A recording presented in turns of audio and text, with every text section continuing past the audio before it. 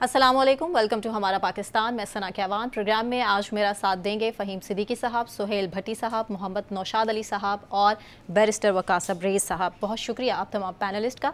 नाजरीन, सबसे पहले सबसे अहम फैसला जो सुप्रीम कोर्ट की तरफ से आज सामने आया है, फ़ौजी अदालतों में सिविलियन ट्रायल केसेस को कलअदम करार दिया गया है। यानी कि सुप्रीम कोर्ट के मुताबिक जो केसेस हैं सिविलियन के, वो फ़ौजी अदालतों में उनका ट्रायल नहीं हो सकता है।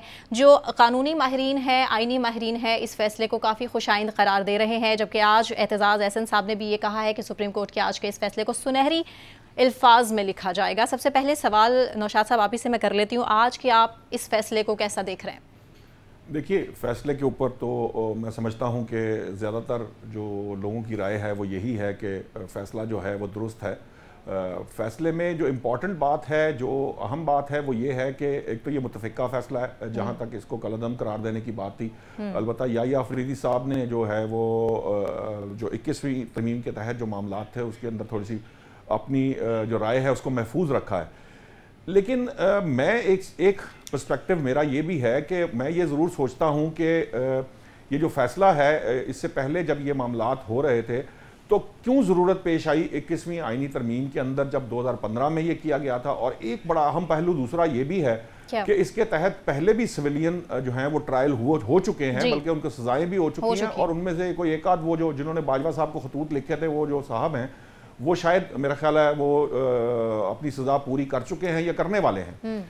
अब मामला ये है, जो अदालत की जहां तक कार्रवाई है उसके अंदर ये बात जो नुक्ता मुझे समझ में आया, जस्टिस एजाजुल एहसन ने ये बात बार बार पूछी है कि पहले 21वीं आइनी तरमीम जब की गई थी उसमें सिविलियन को क्यों शामिल नहीं किया गया था और अब क्यों ये जरूरत पेश आई जी। बाहर तक अब ये मामला जो है ये ज्यादा तो आइनी और कानूनी माहिरीन, और जब फैसला की तफसीलात आ जाएंगी इस फैसले की, तो फिर शायद हम इस पोजीशन में हो कि हम इस पर कोई जो तजिया प्रॉपर तरीके से कर सके। अभी तक की जितनी खबरें हमारे सामने आई हैं उसके मुताबिक अब 9 और 10 मई के जो वाकयात हैं, इसकी ये कोई 102 अफराद की फहरिस्त पेश की थी हुकूमत ने। उन पे अब जो है ना वो उनका ट्रायल फौजी अदालतों में नहीं किया जा सकेगा, बल्कि जो हो रहे हैं वो भी रोक दिए जाएंगे और आम फौजदारी जो अदालतें हैं उनकी तरफ रेफर किए जाएंगे मुकदमात।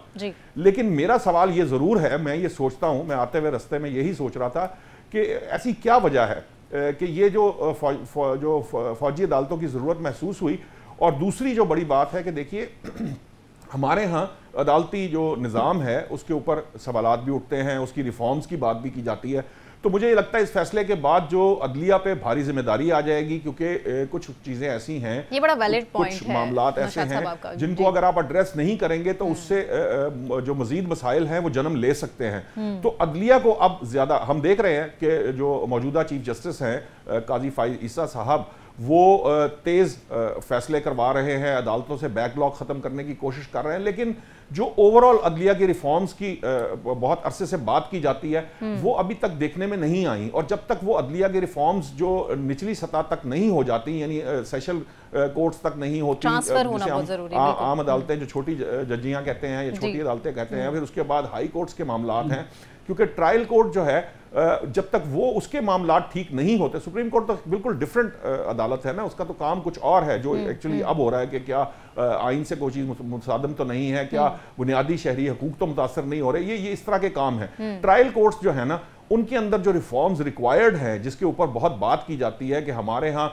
जो लोगों में जो तसव्वुर है सजा का वो नापैद है। लोगों को पता है कि वो बड़े बड़े जुर्म करके पैसे की बुनियाद पर या किसी और दूसरी वजह की बुनियाद पर वो उनको सजाएं नहीं मिलती, जिसकी वजह से ये आम तासुर ये उभरता है कि अदालतों में जो लोग मुल्ज़मान छूट जाते हैं और वो मुजरिम नहीं बन पाते, जिसकी वजह से सजा याफ्ता नहीं हो पाते, और सजा याफ्ता हो जाए तो आपको पता है जो कुछ होता है वो आप भी देख रहे हैं। बिल्कुल ठीक है नौशाद साहब, आपका पॉइंट बिल्कुल क्लियर है। मुझे यही सवाल लेके सुहेल साहब के पास जाने दीजिए। सुहेल साहब, आपको नहीं लगता कि अदलिया पर तो है भारी जिम्मेदारी आयद हो जाती है, लेकिन दूसरी जानिब इदारों में चपकलिश भी सामने आई है कहीं ना कहीं से, या आने वाला टाइम हो सकता है कि इसकी तरफ भी इशारा करे? आप क्या समझते हैं? सना, देखिए, अगरचे कि सुप्रीम कोर्ट ऑफ पाकिस्तान की जानिब से अब फैसला सुनाया जा चुका है और वफाकी हुकूमत के पास अपील का राइट मौजूद है जी। लेकिन मामला ये है जो कि कुछ इदारों के अंदर इस हवाले से जो कंसर्न भी हैं, वो बुनियादी तौर के ऊपर वो मामला ये है कि जिस तरह नौशाद साहब ने भी कहा कि माजी के अंदर भी बहुत से केसेस के अंदर सिविलियंस का मिलिट्री कोर्ट में ट्रायल हो चुका, सजाएं भी सुनाई गई। तो अब उसको भी देखना होगा, उसमें कुछ लोग बदस्तूर अपनी कैद भी काट रहे हैं, क्या उनका ट्रायल भी दोबारा होगा? नंबर 1। नंबर 2, जो मामला है 9 मई का, जिसके ऊपर बहुत कंसर्न है और गुज़श्ता अदवार के अंदर उसको कवर करने की कोशिश भी की गई कि आने वाले दिनों में इन अफराद का ट्रायल होना है, कि ऐसे केसेस थे जो शक की बुनियाद के ऊपर कायम नहीं हुए। किसी के ऊपर ऐसा नहीं था कि किसी को ऐसा गिरफ्तार कर लिया गया हो और बाद में पता चलाने की कोशिश की जा रही हो कि ये उसमें इन्वॉल्व है या नहीं है। इसके अंदर 95% ऐसे लोग हैं जिनसे मुतल्लिक जो एविडेंस है वो ऑब्वियस है और एविडेंस मौजूद है। उसके साथ जो दूसरा एक बड़ा मामला है, जैसे कोर्ट ने इस मामले को रेफर किया, मैंने बहुत सी ऐसी ब्रीफिंग अटेंड की हैं। फहीम सिद्दीकी साहब ने कराची में अटेंड की होंगी। माजी के अंदर बहुत से दहशतगर्दों को गिरफ्तार किया गया, उनके अदालतों के अंदर केस चले और बाद में कुछ सालों के बाद वो बरी हो गए। वजह क्या बताई गई कि जो प्रोसिक्यूशन थी बहुत कमजोर थी बेशक। उस तरीके से केस को परसू नहीं किया गया, केस बहुत लिंगर ऑन हुआ और अल्टीमेट वो बरी हो गए। मामला ये था कि 9 मई का वाकया, जिसकी जितनी मजम्मत की जाए कम है, मुल्क की तारीख का एक संगीन तरीन मुख्तलिफ अफराद ने इस जुर्म के मुर्तकिब हुए। तो कोशिश ये थी कि वहां पे उनको स्पीडी ट्रायल किया जाए और उसके बाद वहां पर लोगों को उसके बाद हाई कोर्ट के अंदर अपील कहा कि हाई कोर्ट के बाद वो सुप्रीम कोर्ट ऑफ पाकिस्तान में अपील कर सकते हैं। लेकिन अब ये सुप्रीम कोर्ट का फैसला है, दोबारा अपील के अंदर वो क्या प्रिवेल करता है इसका तो वेट करना होगा। लेकिन उसके साथ साथ इस फैसले की यकीनी तौर के ऊपर कुछ पॉलिटिकल रिपरकशंस आने वाले दिनों में हमें देखने को मिलेंगी, जिसका थोड़ा सा अंदाज़ा हम गुज़श्ता हफ्ते में हुआ था जब शेख रशीद साहब अचानक मंजर आम पर आए। एक इंटरव्यू हुआ और उसके बाद उन्होंने कहा कि बड़ा ख़ास किस्म को उन्होंने एक चिल्ला भी काटा है और उस चिल्ला काटने के बाद जो उनका क्रक्स था जो डिस्कशन का, वो ये था कि 9 मई के वाक़ये की मजम्मत भी वो कर रहे थे और उसके साथ वो कह रहे थे कि लोगों से गलती हुई है, उनको माफ़ कर देना चाहिए जी। और इस बात के ऊपर वो बदस्तूर कायम है और ये एक रिफ्लेक्शन मिली थी कि आने वाले दिनों में शायद जो ये मामला है माफ़ी की तरफ जाए। उसके बाद अंडर डिस्कशन था ये मामला, तो अब अल्टीमेटली इस मामले ने कंक्लूड तो होना है। बराह रास्त एक सियासी जमात के साथ जो कुछ वाबस्ता लोग थे, कुछ रहनुमा थे जो इसके तहत जिनका ट्रायल शुरू होना था, कुछ का शुरू हो चुका। तो अब मामला माफ़ी की तरफ जाना है या सुप्रीम कोर्ट ऑफ पाकिस्तान की तरफ से इस शिक को ख़त्म करने के बाद मामला सिविल कोर्ट में चलना है, ये अब तय होना बाकी है। लेकिन अगर मामला सिविल कोर्ट में भी आता है, जो कि ATC के तहत फौजदारी मुकदमात चलेंगे ATC कोर्ट के अंदर, तो मामला फेयर ट्रायल का हक तो उनको वहाँ पर भी मिलेगा। और गुज़श्ता रोज़ सुप्रीम कोर्ट ऑफ पाकिस्तान में 9 मुख्तलिफ ऐसे अफराद की तरफ से पटिशन दायर की गई थी, जवाब एक जमा करवाया गया था, जो इस वक्त गिरफ्तार हैं जो बतौर मुलजिम, और उन्होंने कहा कि वहाँ पर वो चाहते हैं कि उनका ट्रायल जल्द अज जल्द मुकम्मल हो ताकि अगर वो उन्हें कन्विक्शन उनकी होती है तो उनको अपील का हक मिल सके। तो अब सिचुएशन बड़ी कॉम्प्लिकेटेड है। जिस नवैयत का जुर्म जद हुआ और आलमी सतह के ऊपर जिस तरीके से दुनिया भर ने उस 9 मई के वाक़ये को देखा, तो उसके ऊपर भी एक तरफ एक बड़ी सख्त ओपिनियन है कि किसी सूरत उनको स्पेयर नहीं करना चाहिए और लॉजिकल एंड तक जाना चाहिए। लेकिन शेख रशीद साहब ने जो पॉइंट ओपन किया है, जो डिबेट स्टार्ट की है कि उनको माफ कर देना चाहिए, दरगुजर करना चाहिए और एक उनको मौका देना चाहिए। पिछले प्रोग्राम्स में हम डिस्कस भी करते रहे, बड़ेपन का मुजाहरा करे। मेरे ख्याल में इसके दरमियान में कुछ चीजें आने वाले दिनों में जरूर तय हो जाएंगी। उन्होंने कहा है कि मैंने अहद किया है कि मैं इन लोगों को माफी दिलवाऊंगा या इनको मैं किसी तरीके से मैं वहां से इस सारे मामले से निकाल सकूं। बिल्कुल ठीक है। वकास साहब, आप ही की जानिब आ जाती हूँ। आपको क्या लगता है कि सिविलियंस का ट्रायल फौजी अदालतों में ना होना एक अच्छी बात है? जो कानून की इंटेंट नजर आती थी 9 मई के वाक़ये के हवाले से स्पेसिफिकली बात करूंगा, उसमें एक बड़ी रियासत की वाज़ेह इंटेंट थी कि जो लोग भी 9 मई के और 10 मई के वाक़यात के अंदर मुलव्विस थे उनको एक्सपीडिशियसली, स्पीडीली, फास्टली जो है वो ये सारा ट्रायल कंक्लूड किया जाएगा, एक प्रेसिडेंट सेट किया जाएगा ताकि आइंदा आने वाले वक्त में कोई भी शख्स जो है रियासत जो है मां की तरह है, वो कभी भी रियासत के खिलाफ ना पत्थर उठाए, ना तलवार उठाए, ना बंदूक उठाए, ना हथियार उठाए, ना वो किसी आर्म फोर्स की जो शोहदा की यादगार है उनको मस्मार करे, ना GHQ के गेट पे हमले करे। मैं ये समझता हूँ कि पूरी दुनिया के अंदर स्पेशल लॉ तो मौजूद है और स्पेशल इंस्टीट्यूशंस के लिए बनाए जाते हैं just for the sake of argument कि अगर कोई शख्स पुलिस पे हमला करता है तो पुलिस डिपार्टमेंट के पास अथॉरिटी है to proceed against that person. Judiciary पे हमला करता है तो जुडिशरी जो है जजेस can enforce the contemptuous proceeding against that person. इसी तरह आर्म फोर्स के अंदर भी जब ये कानून बनाया गया था 1952 में, तो 1967 के अंदर एक अमेंडमेंट इंसर्ट की गई थी, आल्दो कि उस वक्त 62 का आइन पाकिस्तान के अंदर इन्फोर्सेबल था, तो उसमें एक अमेंडमेंट ये की गई थी 1952, ये जो कानून है कि ये सिविलियन भी अगर पाक फौज के खिलाफ इस तरह की कोई बगावत करते हैं, कोई कार्रवाई करते हैं, लोगों को उकसाते हैं, प्रोवोक करते हैं, तो 2D के तहत 2D1 के तहत उनके खिलाफ भी जो है वो कार्रवाई की जाएगी, एक्सपीडिशियसली चीज़ों को डिसाइड किया जाएगा। 1975 के अंदर जब ये 1973 का आइन बनने के बाद इसको ट्राई किया गया, उस वक्त कंसिस्टेंट ओपिनियन था सुप्रीम कोर्ट ऑफ पाकिस्तान का कि ये एक वैलिड प्रोविजन है, और अगर स्पेशल वक्त के अंदर, स्पेसिफिक टाइम के अंदर आर्म फोर्स को इसकी ज़रूरत पड़ती है, then they can move against any person under this law. तो मैं ये समझता हूँ इस वक्त तो ये अफेक्टिव था। जो आज का सिनेरियो और आज के सिनेरियो के अंदर ये सारा फैसला दे दिया। दूसरा इसके अंदर एंगल डिस्कस करना बड़ा ज़रूरी है, जिसमें वकला की रिजर्वेशन थी, तहफ़्फ़ुज़ात थे, वो ये कि आर्टिकल 10 ने राइट टू फेयर ट्रायल की बात करता है, आर्टिकल 25, आर्टिकल 4 और 5 जो इक्वालिटी ऑफ सिटीजन की बात करता है। कहीं ना कहीं ये हदशा था, ये प्रोबेबिलिटी और पॉसिबिलिटी थी कि शायद एक पॉलिटिकल जमात को शायद दीवार से लगाने के लिए, लेकिन वो पॉलिटिकल जमात के खुद लोग जो है इस्तीफे दे रहे हैं, वो खुद लोग जो इसको कंडेम कर रहे हैं। अच्छा। मैं ये समझता हूँ कि दो तरह का ओपिनियन इस वक्त मौजूद है।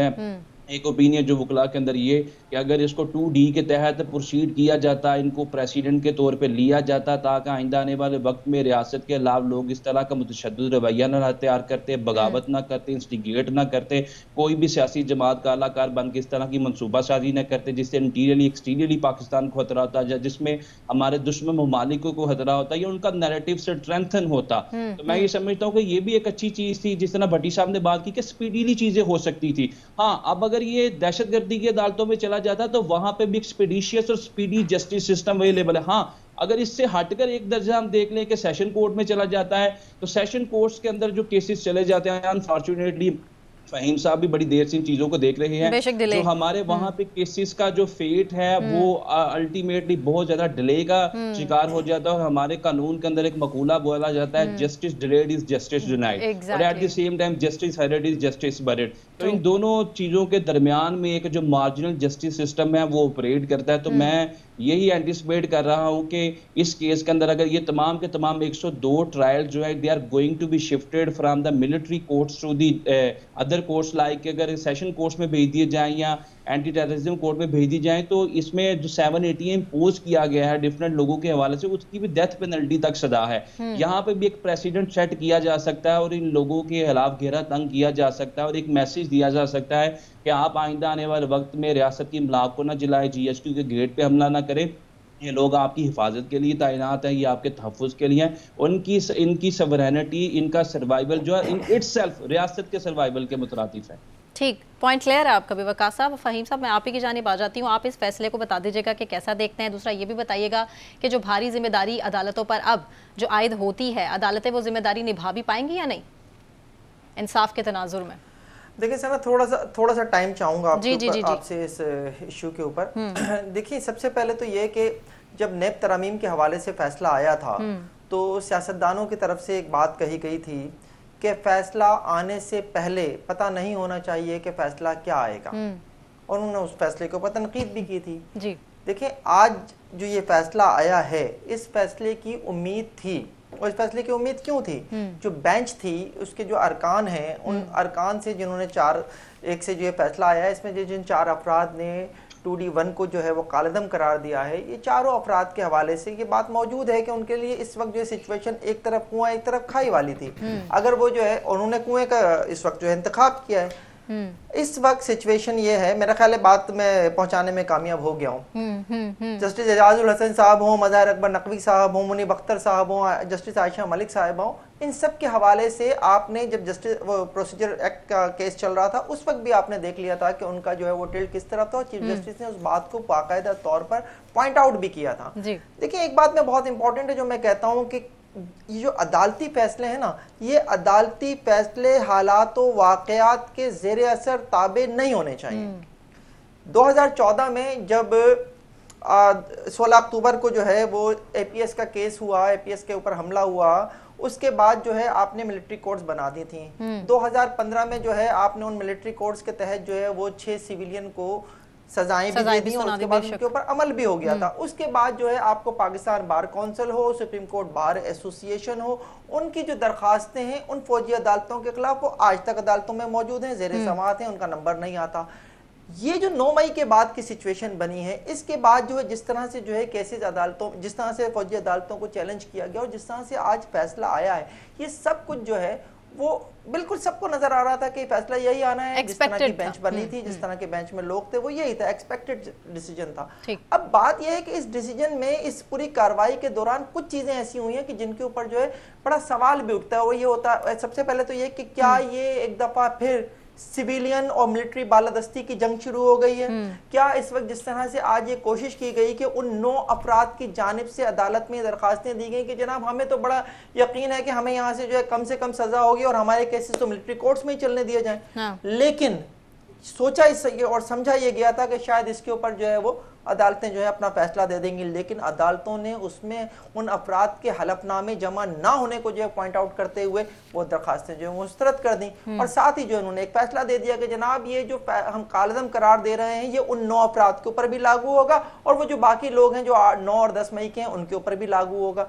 अब बात यह है कि इसमें एक और चीज बहुत इंपॉर्टेंट है जो मैं थोड़ी सी आज रिसर्च कर रहा था इस केस के बाद, तो मेरे सामने आई कि जो मिलिट्री कोर्ट्स को केसेस भेजा जाते हैं, ये भेजता कौन है? अदालतें, ये मिलिट्री कोर्ट से फौज जो खुद तो नहीं तय कर लेती कि जनाब इसका केस जो है हम खुद चलाएंगे। बाकायदा वफाकी हुकूमत जो है वो केसेस भेजती है। बेशक तो वफाकी हुकूमत ने भेजे ना केसेस तो समाअत के लिए, तो डेफिनेटली तो इसके खिलाफ अपील दायर करेगी। आज आपको ये भी बड़ा सवाल है, स्टांस भी नजर आ गया था। जी, इसके खिलाफ अपील दायर करेगी। आज आपको अटॉर्नी जनरल का स्टांस भी नजर आ गया था। अब अगला मरहला क्या होगा वो बहुत इंपॉर्टेंट है, बहुत इंपॉर्टेंट है वो मरहला कि जनाब क्या हुकूमत, सारे निगरान हुकूमत है, मैं निगरान हुकूमत कह लेता हूँ, क्या निगरान हुकूमत इस फैसले के खिलाफ अपील में जाएगी? ये बहुत इंपॉर्टेंट होगा। देखिए बज़ाहिर तो मैं लफ्जी अंदाज में देखूं तो मुझे लगता है कि लफ्ज फौजी से फौजदारी तक हमारे ये केसेस मुंतकिल हो गए।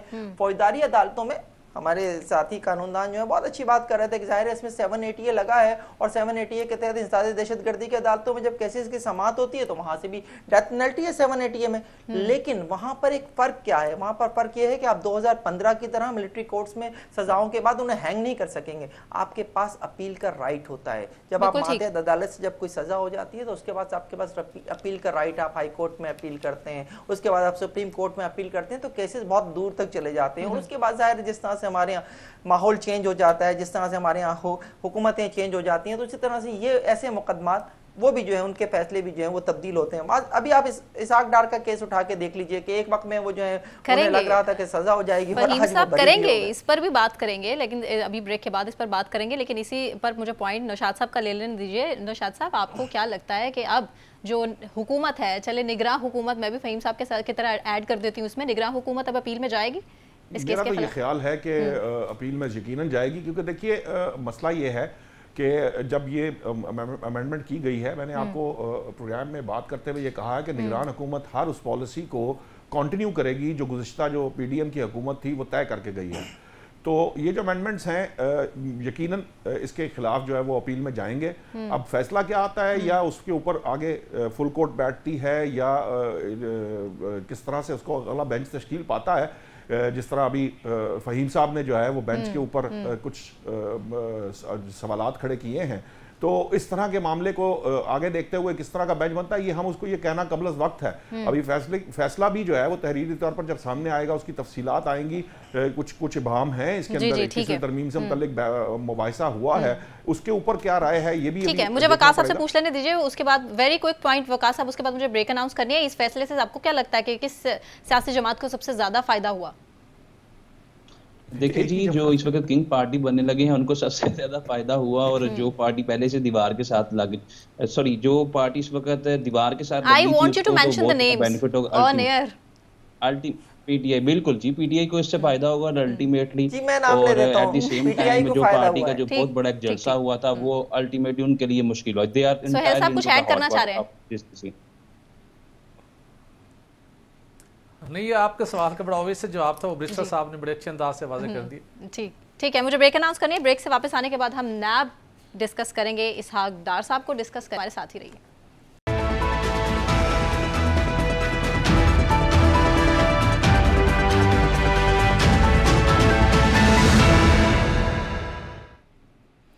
वेलकम बैक नाज़रीन, और अब बात करेंगे नैब के हवाले से। नैब जो हमेशा ही सियासी इंजीनियरिंग के लिए इस्तेमाल होता आ रहा है, और नैब के शिकंजे में ना सिर्फ ब्यूरोक्रेट्स बल्कि सियासतदान भी आते हैं। बहुत से सियासतदान ऐसे जो कि जिनको रिलीफ मिल जाता है, जबकि बहुत से ऐसे जिन्हें रिलीफ नहीं मिलता है। आमदन से ज़ायद असासाजात केस है जी इस हकदार साहब का, जहाँ से उन्हें क्लीन चिट मिली है और अदालत ने ये कहा है कि करप्शन के कोई सबूत नहीं मिले हैं इस हकदार के ख़िलाफ़, लिहाजा उन्हें इस केस से बरी किया जाता है। सवाल इससे जुड़ा हमारा ये है कि नैब आखिर चला कौन रहा है? सुहेल साहब, अहम तरीन आइनी ओहदा है चेयरमैन नैब का, और उसके बाद उनके अंडर है एग्जेक्टिव बोर्ड जी, जिसके ज़रिए से वो नैब को उन्होंने कानूनी तौर के ऊपर चलाना है। लेकिन बदकिस्मती के साथ नैब के क़याम से लेके अब तक 23-24 साल हो गए, नैब को हमेशा सियासी इंजीनियरिंग के लिए इस्तेमाल किया जाता रहा है।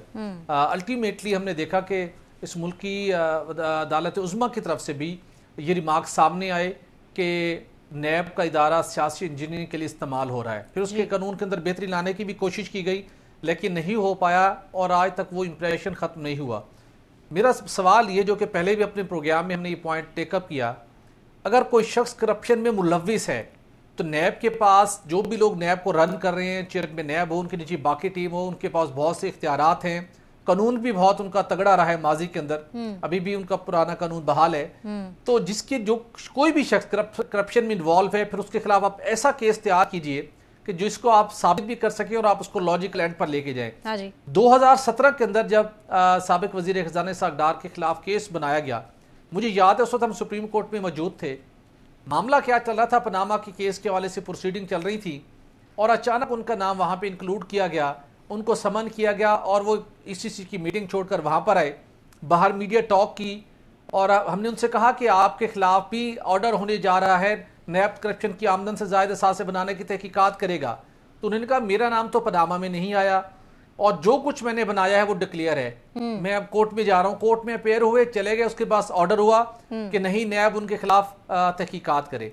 अब नैब ने चाहिए था कि तहकीकात करता, अगर सुप्रीम कोर्ट ने डायरेक्शन दी थी उसका ये मतलब नहीं था कि आप आंखों पे पट्टी बांध के 12-15 सफात का रेफरेंस बना के फाइल कर दें और उसके बाद जो रेफरेंस का आउटकम होगा वो फिर नैब भी भुगतेगा और नैब के इदारे की जो माजी का एक ट्रैक रिकॉर्ड है उसके अंदर एक और इस हवाले से केस ऐड हो जाएगा कि आप केस हार गए।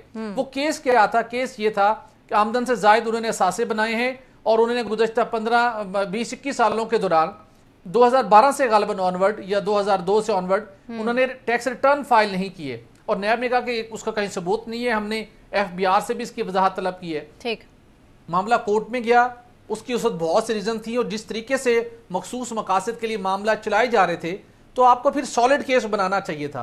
वो एक सिंपल सा केस था, वो रिकॉर्ड अदालत में सुप्रीम कोर्ट ऑफ पाकिस्तान में भी मौजूद था, नैब के पास भी मौजूद था, सर्टिफाइड कॉपीज मौजूद थी जो कि टैक्स रिटर्न से रिलेटेड थी। जब वो कोर्ट में पेश की गई तो केस उस दिन ही खत्म हो गया था, लेकिन फिर केस लिंगर ऑन होता रहा और अल्टीमेटली जब दोबारा कोर्ट ने उसको डिसाइड करना था तो उसका यही कंक्लूजन होना था, भले उसको कोई नैब को बड़ा ये छोटा समझ के उसको डायरेक्शन देता आईओ को कि आप ये बात कहें या ना कहें, लेकिन जो केस तैयार किया गया उसके अंदर कोई ऐसा एविडेंस नहीं था जिससे नैब उसको साबित कर सके। तो ये हमारी सियासी तारीख का एक बहुत बड़ा अलमिया है कि हमने करप्शन के नाम के ऊपर केसेस जरूर बनाए, लेकिन करप्शन के खिलाफ कार्रवाइयों का जो डेटर्स आपने क्रिएट करना था अपनी सोसाइटी में, कि लोगों को पता होना चाहिए कि अगर कोई भी सियासतदान या कोई भी आम शहरी तो अगर कौमी खजाने को नुकसान पहुंचाता है अगर उसके खिलाफ केस बनेगा वो फिर बच नहीं सकता।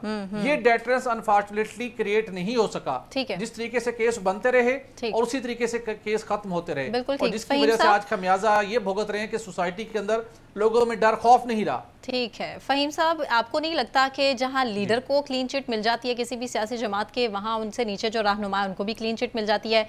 लीडर को क्लीन चिट नहीं मिलती तो जी नीचे भी केसेस होना शुरू हो जाते हैं। ठीक है, आंखों पर पट्टी बंधी है, लेकिन ये फैसले सुनाते वक्त सबूत आखिर गायब कहाँ हो जाते हैं? देखिए, पहली बात तो ये कि अदालत ने नहीं कहा कि सबूत नहीं है जी, ये नैब ने कहा कि सबूत नहीं है जी। और अगर मैं अदालत के फैसलों पर तबसरा करता रहूं तो मेरा ख्याल है कि कहीं ना कहीं जाके मैं कंटेम्प्ट ऑफ कोर्ट में खड़ा हूँगा और मेरा ख्याल है आप चाहती भी यही हैं। नहीं, बिल्कुल नहीं। देखिए, नैब जो है वो एक पॉलिटिकल इंजीनियरिंग के लिए इस्तेमाल होने वाला आज से इदारा नहीं है, 90s से हम यही देख रहे हैं। सैफुर रहमान साहब की सरबराही में एहतिसाब सेल बना, एहतसाब सेल्वी यही करता था, कभी इसके खिलाफ मुकदमा, कभी उसके खिलाफ मुकदमा, और वो मुकदमात जो हैं वो सारे सियासी होते थे। इस मुल्क की अजीब सी तारीख़ है, इस मुल्क में सियासतदानों के खिलाफ रस्सागिरी यानी भैंस चोरी के मुकदमात भी हुए हैं, साइकिल कुछ ज़्यादा ही अजीब नहीं है फ़हीम साहब? और जो है बहुत ही अजीब सियासी तारीख है हमारी। लेकिन इस सारी सियासी तारीख के पीछे ये जो सारा गंद है, ये सारा गंद सियासतदानों का अपना फैलाया हुआ है। अच्छा। डेफिनेटली इसमें वो दूसरी ताकतें हैं, वो इसमें कहीं ना कहीं अपना रोल जरूर प्ले करती हैं, लेकिन ये सियासतदान बेसिकली जो है वो प्रॉब्लम क्रिएटर है असल मायनों, सही मायनों में देखा जाए। देखिए मैं अगर आपको सिर्फ मिसाल दूं कि मई तो फहीम मौका देने वाले ने मौका देते ही क्यों है? सवाल तो फिर यहीं पे आ जाता है ना कि फिर मौका देने वाले फिर मौका देते ही क्यों है? तो फिर इसका मतलब है ना कि जो एक सिस्टम है उस पर बहुत बड़ा सवालिया निशान है, जिसकी बात ना आप कर सकते ना मैं कर सकती हूं। हाँ। नहीं, मैं बात करता हूं इसके ऊपर। देखिए अगर वो बैठे रहेंगे तो डेफिनेटली जो इंटरनेशनल, जाहिर है पाकिस्तान कोई एक ऐसा तो नहीं है कि बस हम अकेले ही हैं इस दुनिया में। जाहिर है हमारे दीगर ममालिक से ताल्लुकात भी होते हैं, और जो दुनिया भर में जो ह्यूमन राइट्स की बात है, जो एक जमहूरियत की बात होती है, तो उसकी बुनियाद पर फिर जाके ये होता है कि जनाब आपके पास जमहूरियत होनी चाहिए, और जमहूरियत के लिए फिर जाहिर है मजबूरी बन जाती है कि सियासतदानों को कहीं से भी लाकर, किसी भी तरह से लाकर जो है वो बिठा दिया जाए। मैं जो बात कर रहा था वो ये बात कर रहा था कि देखिए मई 2006 में नवाज शरीफ साहब और बेनज़ीर साहिबा ने लंदन में एक मिसाक़े जमहूरियत पर साइन किए थे। मिसाक़े जमहूरियत में क्या था? यही था ना कि जनाब आप जो हैं वो किसी के हुकूमत में आने के लिए फौज को इस्तेमाल नहीं करेंगे, एस्टेब्लिशमेंट का सहारा नहीं लेंगे। लेकिन बेनज़ीर भुट्टो साहिबा जो हैं वो 18 अक्टूबर 2008 के 7 को जब पाकिस्तान वापस आई तो वो किस तरह आई सबको पता है, वो मुशर्रफ साहब से डील के नतीजे में वापस आई। उस वक्त मिसाक़ी जमहूरियत जो है वो टूट गया।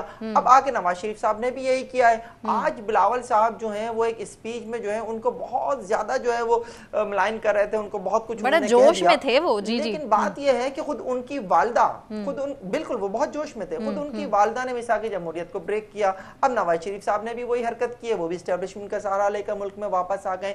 ये मामला इस तरह हल नहीं होंगे। जाहिर नवाज शरीफ साहब आ गए हैं, इस वक्त वो पिया जिसे चाहे वही सुहागन वाला मामला है। नवाज शरीफ साहब जो है इस वक्त वो सुहागन है, तो इस वक्त सिचुएशन यही कि उनके केसेस तो क्या, अगर उनके किसी होते सोते के खिलाफ भी कोई अगर केस हुआ और वो कोई बड़े से बड़ा भी केस हुआ तो वो भी इस वक्त खत्म हो जाना है, क्योंकि जाहिर है इस वक्त वो एस्टेब्लिशमेंट की मजबूरी है। इस वक्त कुछ नजर नहीं आ रहा कि जनाब इसके अलावा किसको आना इख्तिदार बख्शा जाए, और जाहिर है उस वक्त उनकी एक तरह से क्या कहूँगा मैं, उनकी किस्मत खुल गई है, वो आ गए और आके जो है वो संभालेंगे, तमाम केसेस खत्म हो जाने हैं। लेकिन एक बात बहुत इंपॉर्टेंट है, क्या? वो ये है कि हम पाकिस्तान की सियासी तारीख में देखते आए कि इधर हुकूमतें बदलती हैं, इधर चेहरे बदलते हैं, यहाँ तख्ते उलटते हैं तो वो तख्ते फिर से बनते भी हैं। बेशक ऐसा ही है। वकास साहब आपसे मैं पूछ लेती हूँ, पॉलिटिकल विक्टिमाइजेशन से आखिर नैब ने क्या सीखा?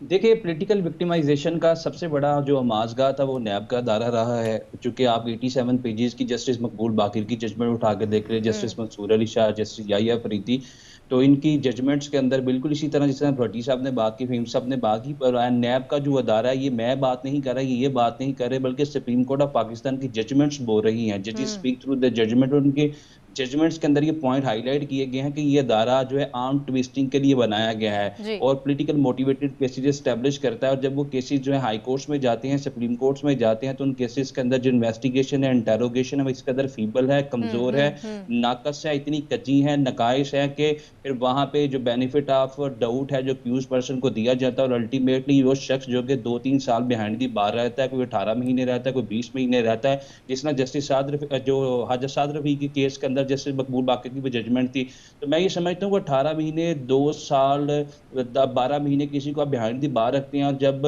हाई कोर्ट या सुप्रीम कोर्ट में उसका केस जाता है, इतनी लंबी वो अपनी जो है वो डिटेंशन फेस करने के बाद उस केस के अंदर कुछ नहीं निकलता, तो ये सारी की सारी नैब के अंदर जग हंसाई के अलावा कुछ नहीं। और आपको याद होगा कि 2020 के अंदर सुप्रीम कोर्ट ऑफ पाकिस्तान ने जो तरीके इंसाफ की हुकूमत थी उसके वजीर कानून को बुलाकर, अटर्नी जनरल को बुलाकर ये डायरेक्शन दी थी कि 24 नैब कोर्ट्स हैं और आपके 1226 रेफरेंसेस इस वक्त पेंडिंग है, तो आप इस तरह करें कि आप इन रेफरेंसेस से नंबरजमा होने के लिए 120 कोर्ट्स का कयाम यकीनी बनाएं। अगर आप ये चाहते हैं कि जो मेगा मनी करप्शन केसेस हैं, तो उस वक्त तो बड़े विजिलेंट नजर आए थे, बड़े एक्सपीडिशियस नजर आए थे, और ऐसे लगता था कि ये सारी की सारी चीजें ओवरनाइट कर दी जाएंगी और राज साहब ने बातें, जो नारे, जो दावे, जो सबज बाग दिखाए थे, जो ख्याली पुलाव पकाए थे, वो सारी की सारे ख्वाबों की तकमील होने लगी है। बट अनफॉर्चुनेटली वो सारे के सारे पानी के बुलबुले थे या हवा के गुब्बारे थे, वक्त गुजरने के साथ साथ अपनी मौत खुद मार गए। लेकिन हमने तो ना नैब कोर्स बनते हुए देखी, और ये सर ना बड़ी हैरानगी की बात है, जो इस वक्त मौजूदा स्ट्रक्चर भी है नैब कोर्स का, उसके अंदर भी इक्का दुक्का जजेस की वैकेंसी रहती है।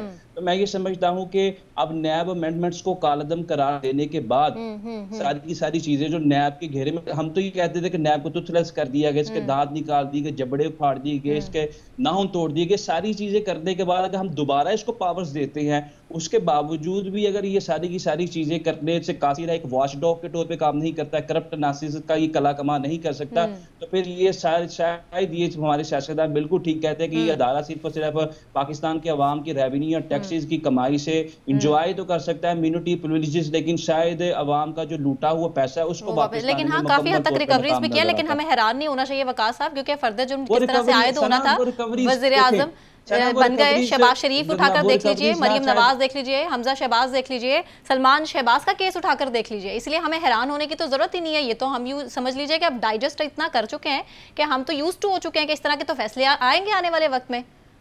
देखिए सना, देखिए जहां तक रिकवरी की बात है, आज तक हमने किताबों में, निसाबों में, अखबारों में या मीडिया पे तो रिकवरी की बात सुनी, नैब का जो लानिया जारी होता था, खर्च हो चुका है। लेकिन अनफॉर्चुनेटली वो रिकवरी आज तक हमने ये नहीं देखी कि सरकारी खजाने में जमा करवाई गई या वो पब्लिक बड़ा सवालिया निशान है, उस पर भी बाकायदा तौर पर बनता है कि एक प्रोग्राम किया जाए।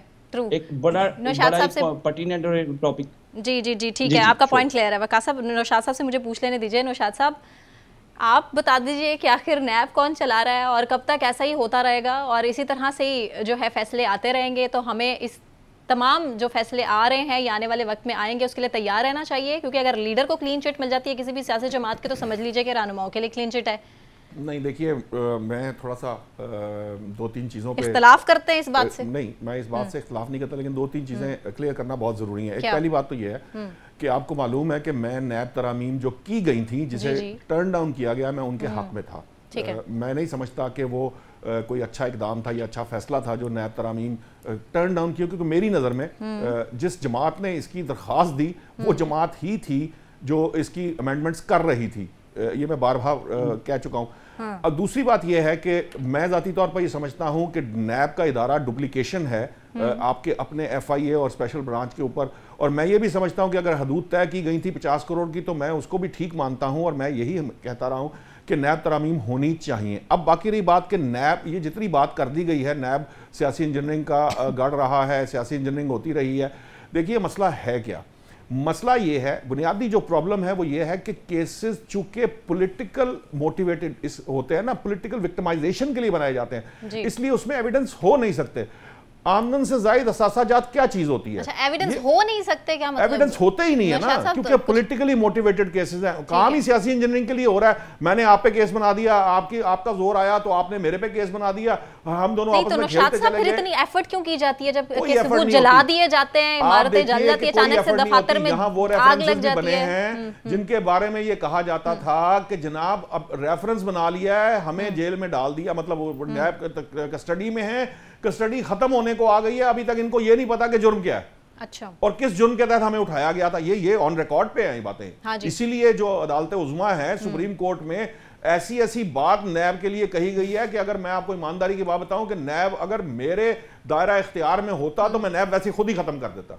इस हद तक सख्त अल्फाज इस्तेमाल किए गए सुप्रीम कोर्ट के मुख्तलिफ जो होती रही हैं समाअतों के दौरान, बेशक। और वो तमाम बातें जो सुप्रीम कोर्ट ने जिन पॉइंट्स के ऊपर बात की, जिनके ऊपर उन्होंने कहा, उसी पे अमेंडमेंट्स आई थी और फिर उसको टर्न डाउन कर दिया गया। और आपको पता है कि कैसे किया गया आखिरी दिन, मतलब मैं उसकी तरफ नहीं जाना चाहता। अच्छा। मैं दो बातें जो फहीम साहब ने कही हैं, मैं जाती तौर पर समझता हूं कि मिसाल के जो जमहूरियत किया गया था वो आज भी कायम है, वो कायम है, इसलिए थर्ड फोर्स बनाने की जरूरत पेश आई थी। और PTI का जवाब ही यही था कि दो जमातों के दरमियान मिसाक जमहूरियत मौजूद था, और वो फिर बाय हुक और क्रोक आपने देखा कि कैसे उनको फटाफट सामने ला के और बड़ी कोशिशों के से तीसरी कुव्वत को इख्तियार दिया गया। वो अभी बेचारे तालिब इल्म भी नहीं थे, उनको ज़बरदस्ती पढ़ाने की कोशिश की गई, और फिर जो हालत हुई वो आपने भी देखी और हमने भी देखी।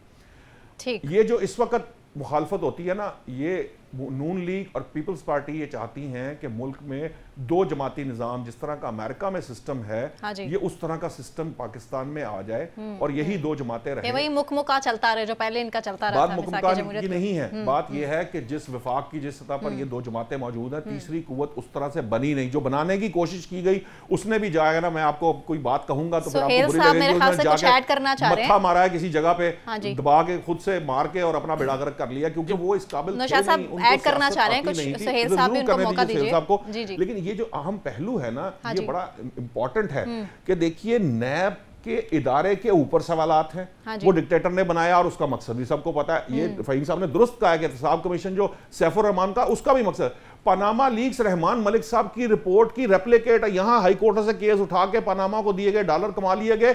बेसिकली तो उसके अंदर कोई नई चीज थी ही नहीं। तो जब आप केसेस इस तरह से बनाए, वो केसेस में पहले से वो बरी हो चुके हैं, जिनको आपने पनामा का शक्ल दे के फिर नए सिरे से उसके ऊपर जी भट्टी साहब का पॉइंट लेने दीजिए, फिर उसके बाद मुझे ब्रेक अनाउंस करना है। जी भट्टी साहब शुरू की होती है।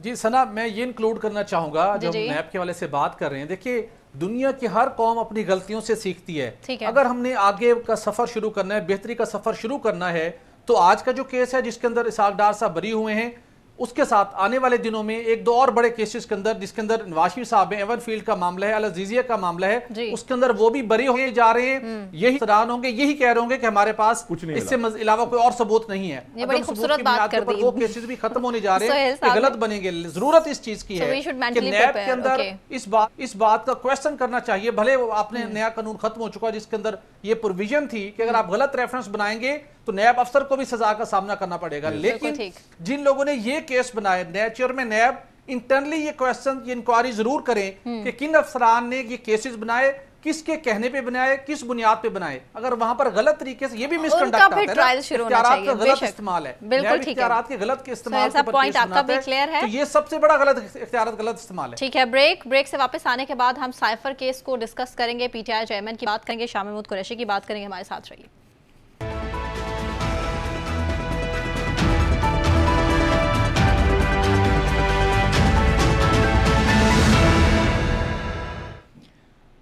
वेलकम बैक नाज़रीन, बात करेंगे साइफर केस के हवाले से, जिस पर अदालत ने चेयरमैन पीटीआई और शाह महमूद कुरैशी पर फर्द जुर्म आयद कर दी है। शाह महमूद कुरैशी ने और पीटीआई चेयरमैन ने इस फर्द जुर्म से इनकार तो किया है, लेकिन इसके बरक्स जो सूरत हाल है वो ये हो चुकी है कि पीटीआई की मुश्किलात बढ़ती चली जा रही हैं, लेकिन कुछ जो सूरत हाल है वो क्लियर नहीं हो रही है। राना सनाउल्लाह का बयान भी हम इससे जोड़ेंगे, जो जिसकी तरफ वो इशारा कर रहे हैं कि हम आने वाले वक्त में पीटीआई से बात कर सकते हैं, उनके साथ बातचीत हो सकती है। सवाल हमारा इससे जुड़ा यह है कि क्या नवाज शरीफ पीटीआई को साथ लेकर चलना चाह रहे हैं? नौशाद साहब आप ही से पूछ लेती हूँ। नहीं, मुझे नहीं लगता कि नवाज शरीफ साहब पीटीआई को साथ लेके चलना चाह रहे होंगे, लेकिन नवाज शरीफ साहब की कल की जो तकरीर है, अगर आप उसको बगौर उसका जायजा लें तो उसके अंदर इंतकामाना रवैया नहीं, मुफाहमाना रवैया की बात की गई है। उनकी बेटी भी और आपको याद होगा कि जब 2013 में जब नवाज शरीफ खुद वजीर आजम बने थे, उस वक्त उन्होंने केपीके में पीटीआई को हुकूमत बनाने दी थी। अगरचे कि अगर मौलाना फजलुर रहमान चाहते तो वो हुकूमत बना सकते थे, लेकिन नवाज शरीफ ने उनको मना किया कि पीटीआई चूंकि अददी एतबार से सबसे ज्यादा वोट लेकर आई है तो उसको हुकूमत बनानी चाहिए। पीटीआई की हद तक जब आप बात करते हैं तो ये तो ठीक है कि वो अगर इंतखाबात में हिस्सा लेती है तो इंतखाबात में उसको हिस्सा लेने दिया जाए, लेकिन अगर आप ये कहें कि नून लीग पीटीआई के साथ मिलकर काम करेगी या पीटीआई के साथ इत्तेहाद कर सकती है या कोई मुस्तकबिल में, ये मुस्तकबिल करीब कहना चाहिए, उसके अंदर कोई इनकी हो सकती, तो अभी फिलहाल मेरे इल्म में कोई ऐसी चीज़ नहीं है, ना ही पीटीआई के लिए कोई नरम गोशा मुझे लगता है कि है। एज सियासी कुव्वत उसको तस्लीम किया जाए और उसके लिए उसके मतलब उसके खिलाफ कोई काम ना किया जाए, ये एक। लेकिन नौशाद साहब, राना साहब के बयानात को हम इजी नहीं ले सकते, कहीं ना कहीं तो इशारा कर रहे होते हैं। राना सनाउल्लाह साहब का जो बयान है वो इसलिए नहीं है कि आप उसको कहें कि जी वो कोई इत्तेहाद होने जा रहा है या पीटीआई के साथ मिलकर वो अगला कोई इलेक्शन लड़ने जा रहे हैं, इस तरह की कोई चीज मेरे इल्म में नहीं है। और सियासत में किसी भी बात को आप रूल आउट नहीं कर सकते, हरफ़े आखिर नहीं समझ सकते, लेकिन फिलहाल मैंने जितनी मेरी ज़राए हैं नून लीग में भी और पीटीआई में भी, दोनों जमातों में मुझे इस तरह की कोई चीज ऐसी हिलजुल कहीं पे नजर नहीं आई, और ना ही वो जराए जो इससे हटकर भी होते हैं वहां पर भी मुझे कोई ऐसा फॉर्मूला या ऐसी कोई डिस्कशन जो है वो कहीं मुझे नजर आई है अभी तक। ठीक हो गया। फहीम, आप इससे मैं पूछ लेती हूँ, आपको सूरत हाल क्या लगती है? क्योंकि अब जो सूरत हाल है पीटीआई के लिए साइफर केस में जब फर्द जुर्म आयद उन पर कर दी गई है और आने वाले टाइम में हो सकता है कि नाअहल भी करार दे दिया जाए, तो ऐसे में आपको लगता है कि मुश्किलात बढ़ रही हैं पीटीआई चेयरमैन के लिए इलेक्शन पॉइंट ऑफ व्यू से? देखिए, एक तो आज का आपका जो पूरा प्रोग्राम है वो सारा अदालतों के गिर्द घूम रहा है, और आपको तो मैं डर लगता है कि बात करते हुए आपका। ठीक है हाँ। तो देखें, बात ये है कि ये साइपर वाला मामला, आप जो चार्जशीट है वो आप पढ़ के देख लें, उसमें क्लियरली जो है वो सारी चीज़ें मौजूद हैं कि किस तरह से जो है चेयरमैन पीटीआई साइपर अपने पास रख के बैठ गए थे, मकासद के लिए इस्तेमाल किया गया, कौमी मुफाद पर समझौता करके मजमूम मकासद के इस्तेमाल किया गया। ये जो भी है वो कुछ चीज़ें तो जाहिर है वो क्या ज़ेब दास्तां के लिए भी होती हैं, लेकिन ये है कि वो एक सरकारी दस्तावेज थी और वो सरकारी दस्तावेज को चेयरमैन पीटीआई ने गैर कानूनी तरीके से अपने पास रखा।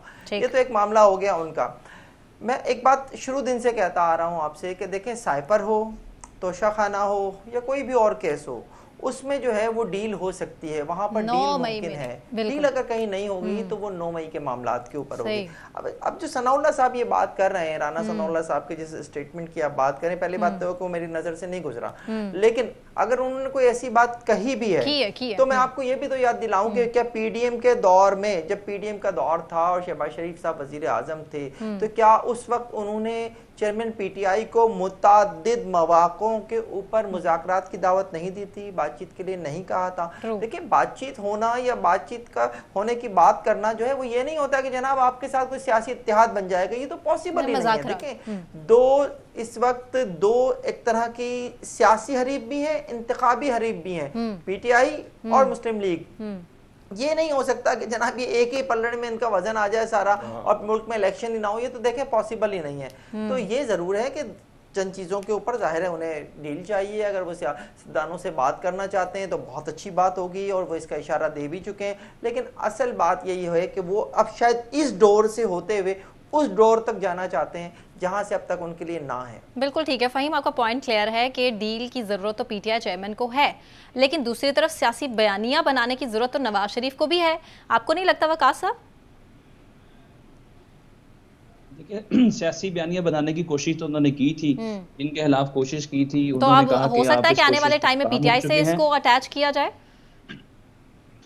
बिल्कुल किया जाए। पहले नवाज शरीफ की बात कर रहा हूँ कि जो उन्होंने कोशिश की थी उनकी कोशिश को उधर ही नाकाम कर दिया गया और फिर उसके बाद उनको कहा गया कि अब आप ये दोबारा कोशिश ना कीजिएगा ताकि आपका जलसा भी कामयाब हो सके और आपकी प्रोडक्टिव बेल भी लेती जाए। अब यहाँ पे अगर कोशिश की जाती है तो अल्टीमेटली बहुत सारे बयानी हैं, बहुत सारे प्रोस्पेक्टिव है, नारे हैं, वादे हैं, दावे हैं, अगर वो ज़ेरे ज़मीन दफन हो जाते हैं तो फिर सियासत भी जो है वो दफन हो जाएगी। अल्टीमेटली ये सारी की सारी जो चीज़ें की जा रही है। लेकिन दूसरी आप जो बात कर रही है मुज़ाकरात, इस मुल्क में हमने देखा कि पीडीएम के अंदर तमाम जमातें इकट्ठी बैठ गई। कभी यही जमातें थी एक दूसरे का सीना फाड़ के, कलेजा फाड़ के, पेड़ फाड़ के पैसे निकालने की बात करते थी, सड़कों पर घसीटने की बात करती थी, और एक दिन ऐसा आया कि साथ बैठे एक का वजीर हारजा है, एक का वजीर आजम है।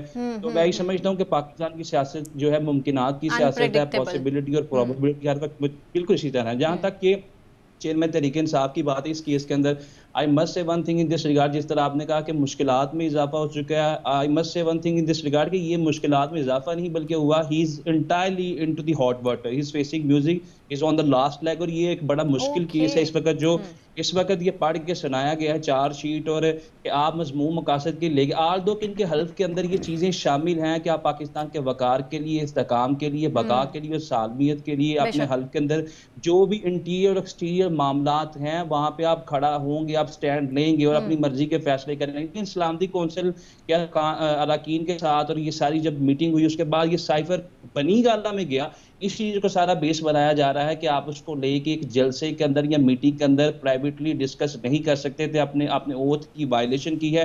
और अगर ये सारी चीज़ें साबित हो जाए तो पहले ही एक नाहली इनके सर पे लटक रही है, वक्ती तौर पे सजा तो सस्पेंड है लेकिन नाहल है। लेकिन आपको दूसरी चीज़ ये भी देखनी पड़ेगी, जो मुज़ाकरात की इनको इकट्ठे बिठाने की बातें की जा रही है, नवाज शरीफ साहब भी नाहल है, सिर्फ वो 5 साल की नाहली नहीं है बल्कि उसके अलावा अल अजीजिया केस के अंदर 7 साल की सजा है, एवनफील्ड में 10 साल की सजा है, और नैब का कानून बड़ा वाज़ेह है, सेक्शन 9 में जिसको सजा होगी सेक्शन 15 के तहत वो 10 साल के लिए नाअहल है, वो कंटेस्ट नहीं कर सकता। अगर जज अरशद मलिक ने जो जिस केस का फैसला दिया था 7 साल की सजा दी थी, कन्विक्शन अगर वहीं पे रहती है, या 10 मोहम्मद बशीर साहब ने सजा दी थी एवनफील्ड में 10 साल की, वो भी कन्विक्शन सस्टेन करती है, तो वो कैसे कंटेस्ट कर सके? इट मींस के पाकिस्तान के दो बड़ी जमातों के सरबरा दोनों इस वक्त नाअहल हैं, और अगर फरवरी के अंदर या जनवरी के अंदर इलेक्शन एक्ट के तहत तो नाअहली की सजा 5 साल कर दी गई ना, तो इलेक्शन एक्ट के तहत तो कम से कम वो नाअहली की जो सजा जो ताउम्र थी या दूसरी सजा थी, जब नाअहली की सजा ही 5 साल मुख्तस कर दी तो फिर कैसे होगा?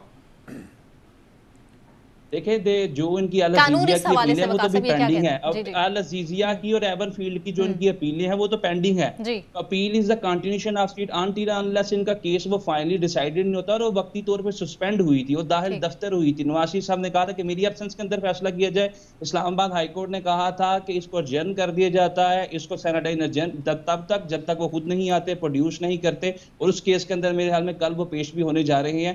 तो अगर वो कन्विक्शन इनकी इंटैक्ट रहती है तो फिर अल्टीमेटली इसको ये इम्प्लीकेशंस फेस करने ही पड़ेंगे। बिल्कुल ठीक है। सोहेल साहब से मुझे पूछ लेने दीजिए। सोहेल साहब, चेयरमैन पीटीआई की अगर बात कर ली जाए, उनके पास रिलीफ का कोई ऑप्शन नजर आता है आपको? सना देखिए, फिल वक्त उनके लिए रिलीफ का कोई ऑप्शन नहीं है। बुनियादी तौर के ऊपर चेयरमैन पीटीआई और उनके करीबी रुफका ने अपने आप को और पार्टी को ऐसी जगह पर ले गए जहां से अब फौरी तौर के ऊपर उनके रिलीफ की बात करना भी अभी काफी मुश्किल है। 9 मई का हिस्सा बनने वाले ही 9 मई पर सवालात उठा रहे हैं और उसके खिलाफ बात कर रहे हैं, तो पीछे क्या रह जाता है?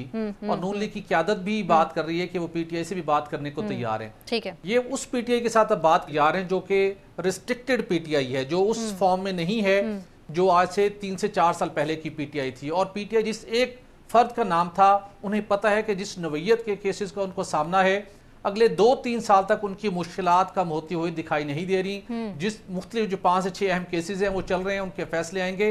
हाँ, एपलेट फॉरम पर जाकर शायद उन्हें कुछ रिलीफ मिलने का सिलसिला शुरू हो, क्योंकि उस वक्त तक फजाएं काफी शायद तब्दील हो चुकी हों। लेकिन सोहेल साहब, यहाँ तो हमने चुटकी बजाकर रिलीफ मिलते भी देखा है सियासतदानों को।